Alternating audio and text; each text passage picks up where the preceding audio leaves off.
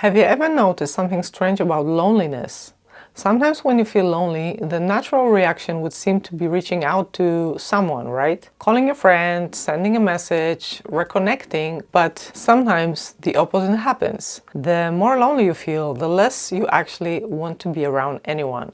And that can feel confusing because loneliness is usually described as the pain or not having enough connection. So it would make sense that when you feel lonely, you would naturally look for people, right? Yet very often the experience goes in completely opposite direction. At first, it doesn't look like anything serious. It might simply feel like needing a little space, a quieter evening, more time on your own, and maybe you cancel one plan, maybe you answer a message a little bit later than usual, maybe you tell yourself you call someone tomorrow. Nothing major, just a small shift in your rhythm, right? But slowly, without consciously deciding it, your life can become a little quieter, a little more contained. You might spend more time in your own thoughts, your own realities, your own space. And sometimes that quiet can even feel good, because when you're alone, there is no pressure, no conversations to manage, no expectations to meet, no misunderstandings to navigate, just your own little world for a while. You might recognize phases like that in your own life, periods when being around people feels heavier than usual, not because you suddenly stop caring about them and not because you become antisocial, simply because being by yourself feels easier. And if that phase stays long enough, something interesting can begin happening. You might start getting used to it. Your evenings become quieter, your social circle becomes smaller, your daily life becomes simpler, and at some point you may notice something else. Being in your own space starts to feel safer than social situations. And for a long time, loneliness was understood mainly as an emotion, something similar to sadness, something that, appears where there aren't enough relationship or social interactions. But when psychologists began studying loneliness more closely, they started noticing something deeper. Loneliness doesn't only affect how you feel, it slowly changes the way your brain reads other people. When loneliness lasts for a long time, your brain becomes more alert in social situations. It starts scanning for possible rejections. Small signals can begin to feel bigger than they actually are. A neutral reaction from someone might just feel cold to you. A short answer might feel dismissive. A delayed message might feel personal.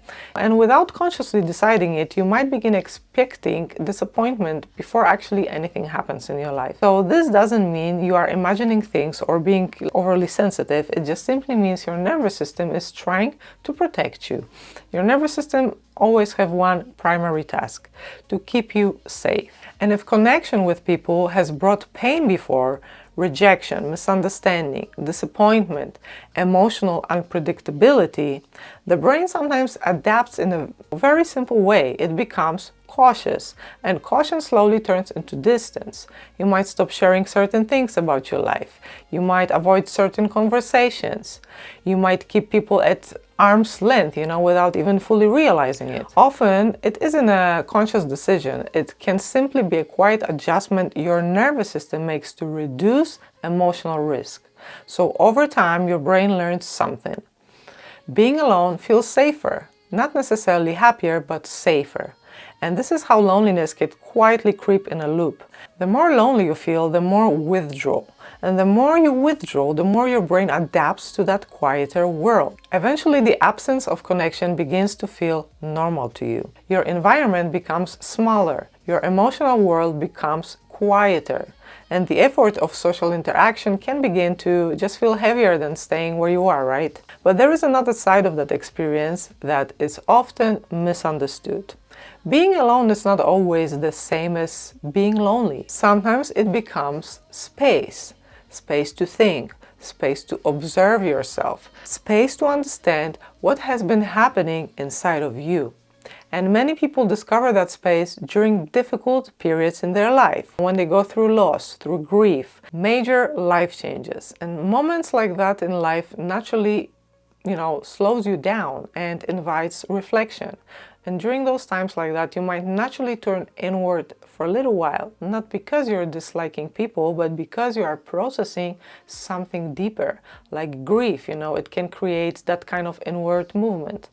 When someone loses a parent, for example, the world can suddenly feel different, right? Conversations that used to feel easy may require more energy. Social situations can feel overwhelming. Your mind is processing something much larger than everyday interactions. So you may spend more time alone, more time thinking, more time sitting with your emotions. From the outside, it might look like isolation, but internally something else might be happening. Something quieter, something reflective. Sometimes in those moments, you might be noticing your own thoughts more clearly, your habits, your emotional reactions, your patterns that appear in a relationship in your life. And that awareness can slowly turn into curiosity. Curiosity about yourself. Curiosity about why certain experiences affected you the way they did. Curiosity about the patterns that appear again and again in your life. And from that curiosity, something unexpected can appear. You may begin enjoying your own company. Not because you stopped caring about people, but because you started understanding yourself better. You might become less afraid of your own thoughts, less uncomfortable sitting with your own emotions. You learn that you can spend time with yourself without needing constant distraction. And that moment can become an important shift in your life because the relationship you have with yourself shapes every relationship in your life. The person you will spend the most time with in your entire life is you. And learning to feel comfortable in your own presence is not the isolation, it's the self-awareness. When you begin building that relationship with yourself, something very interesting often happens. You may become calmer around other people, just less reactive, less dependent on constant external validation, and you might start choosing relationships more consciously, not simply accepting whatever appears in your life, but noticing what actually feels healthy and what doesn't. But awareness is important here because solitude can grow in two very different directions. Sometimes it grows out of protection, out of emotional wounds, out of experiences that make connection feel unsafe. In that case, your nervous system slowly closes the door to people. But sometimes solitude grows out of reflection, out of learning to understand yourself, out of discovering who you are when no one else is influencing your thoughts. And in that case, something different begins to happen. The door slowly opens up again. You return to people from a different place in your life, not from loneliness, not from fear, but from clarity. From knowing yourself a little better. And if there is one thing I want you to take away from this conversation, let it be this. Loneliness is not always a personal failure. Sometimes it's a signal from your nervous system that something inside of you needs attention. Understanding that signal can change the way you relate to yourself.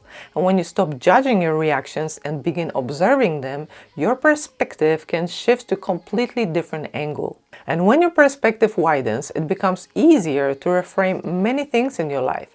Career choices, relationship patterns, health decisions, the way you respond to challenges. Because when curiosity replaces self-judgment, your awareness begins expanding instead of shrinking. And that expansion naturally brings more patience with yourself. From that place, you might begin recognizing your own patterns through self-awareness. That moment can become a turning point in your life, a moment where you slowly begin reconnecting with your external world again. Not by forcing anything, not by pushing harder, but simply by understanding yourself better. And sometimes that's exactly where healing begins. And if you would like to go deeper into your own healing journey, I left a few free resources in the description below in this video. And I look forward to see you on the next one.